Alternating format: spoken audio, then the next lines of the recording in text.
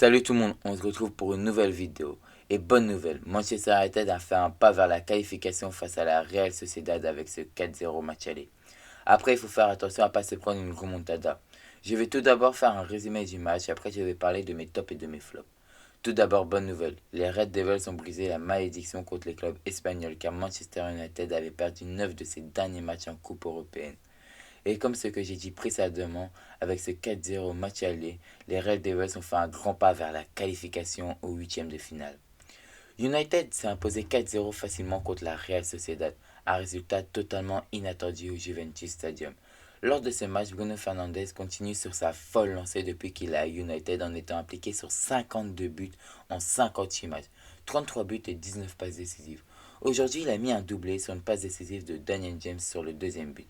Rashford a mis un but avec une finition parfaite sur une passe de Fred.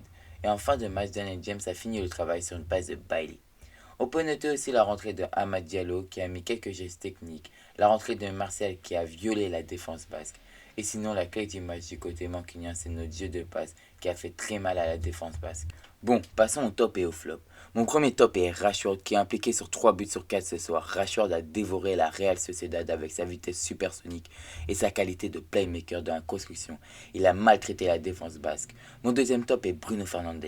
Le Portugais, comme à son habitude, il a été décisif. Le Portugais est toujours placé au bon endroit et donc rapidement devant les cages. Puis Fernandes a inscrit un doublé facilement. Fernandes, en plus de tout cela, était partout ce soir. Mon troisième top est Scott McTominay. L'Écossais a piétiné le milieu basque, bien accompagné par Fred, dans la projection, l'occupation de l'espace laissé par les milieux de la Real Sociedad, la conservation du ballon et ses passes. Il nous a offert une leçon du football ce soir. Mais la mauvaise nouvelle, il est sorti sur blessure.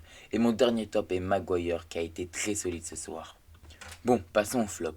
Mon premier flop est la défense basque. Tout d'abord, ça commence mal vu que El Stundo était blessé et que c'est Zoel Boada qui l'a remplacé. La charnière centrale ont eu du mal à la vivacité des transitions offensives mancuniennes. Les deux latéraux aldois et Montréal ont pris l'eau face à Rashford et Daniel James. Mon deuxième flop est le milieu basque. Le milieu basque était largement dominé par la paire Fred McTominay, qui ont gratté tous les ballons et les espaces possibles comme à leur habitude. Mais pourtant, ce soir, le milieu de la Real Sociedad était composé de David Silva, Michael Merino et Azé Yaramendi. Quant à ces joueurs sur le terrain, tu t'attends à gratter des ballons, de le conserver et de produire du beau jeu. Le contraire de ce qu'a fait le milieu basque. Je voulais juste lâcher un petit mot avant la fin de cette vidéo.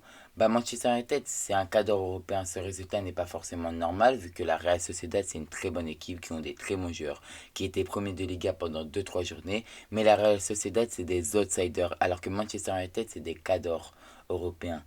Déjà, Manchester United, pour moi, l'objectif de cette saison, c'était d'aller en quart de finale de Ligue des Champions. Ok, on a été éliminé, maintenant on est en Europa League, on va pas pleurer pendant 6 mois. Du coup, maintenant notre objectif c'est de gagner cette Europa League.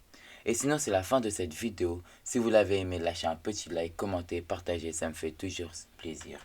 Et sinon, salut tout le monde!